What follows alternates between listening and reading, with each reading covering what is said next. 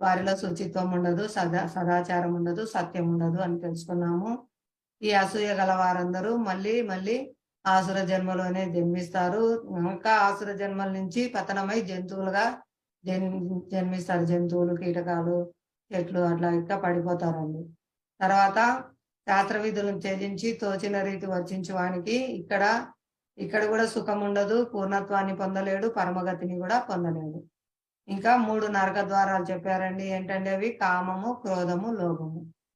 మనం భోగించాలి, ఇంద్రియ ప్రీతి కర్మలు భోగించాలనే కోరికలు పుట్టడము, అవి తీరకపోతే కోపము, తీరితే పోతాయేమోనని లోభము. ఈ 3 కూడా నరక ద్వారాలండి. ఏ విధంగా మనం వీరి నుంచి బయటపడాలండి? మన కోరికలను పవిత్రీకరించుకోవాలి. మనం కృష్ణ సంబంధంలో కోరికలు, పవిత్రమైన కోరికలు కలిగి ఉండాలి. ఎప్పుడైతే మనం హరినామం జపిస్తూ ఉంటామో మనకు ఆటోమేటిక్ గా మనం కృష్ణ సంబంధంలోనే కృష్ణుని సెంటర్ పాయింట్ గా చేసుకోవడం వల్ల కృష్ణునికి సమర్పించిన ప్రసాదం తీసుకుంటాము. అప్పుడు నాలుక ఆటోమేటిక్ గా తృప్తి పడుతుంది. మన ఇంద్రియార్థం అది తినిపించు, ఇది తినిపించు అంటుంది. మనం వాటన్నిటిని భగవంతునికి సమర్పించి ప్రసాద రూపంగా గ్రహించాలి. ఈ విధంగా మనం వినిపించు, అది వినిపించి, ఇది వినిపించంటాది. ఎన్ని రకాలైన పాటలు విన్నామండి ఇప్పటి వరకు. మనం ఎన్ని రకాలైన సినిమాలు చూసాము. ఎంతమంది కొత్త హీరో హీరోయిన్లు వస్తూనే ఉన్నారు. ఎక్కడన్నా తృప్తి వచ్చిందా అండి? ఎందుకు ఇంకా కొత్త కొత్తవి వస్తూనే ఉన్నాయి?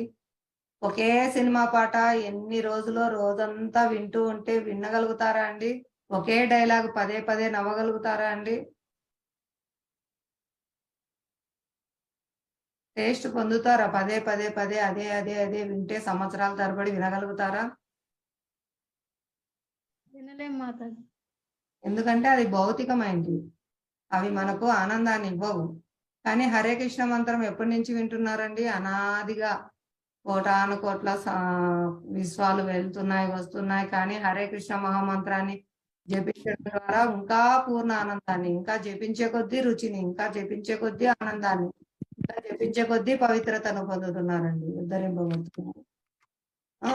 దానివల్ల మనం తెలుసుకోవచ్చు, ఇది దివ్యమైన ఆధ్యాత్మిక శబ్ద ప్రకంపన. దీన్ని వినడం ద్వారా మనం పవిత్రం అవుతాము. ఎప్పుడు విసుగు అనేది రాదు. ఎందుకంటే ఇది ఆధ్యాత్మికము. అదే భౌతికమైన పాటలు, భౌతికమైన డైలాగులు మనం వినలేము. కానీ ఒకదాంతో తృప్తి కూడా చెందలేరు. వాళ్ళు ఎన్నో మారుస్తున్నారు. ఎన్నెన్నో కొత్త కొత్త కథలు, కొత్త కొత్త స్క్రిప్ట్లు, కొత్త కొత్త డైరెక్టర్లు, కొత్త కొత్త నటీనటులు, కొత్త కొత్త పాటలు పిచ్చి పిచ్చిగా వస్తూనే ఉన్నాయి. కానీ ఎందులో తృప్తి లేదు. కాబట్టి ఇంకో దాంట్లో ఏమన్నా ఆనందం ఉందేమో, ఇంకా దీంట్లో ఆనందం ఏముందేమో ఎక్కడెక్కడో వెతుకుతున్నారు. ఎక్కడా లేదండి. మనం ఎప్పుడైతే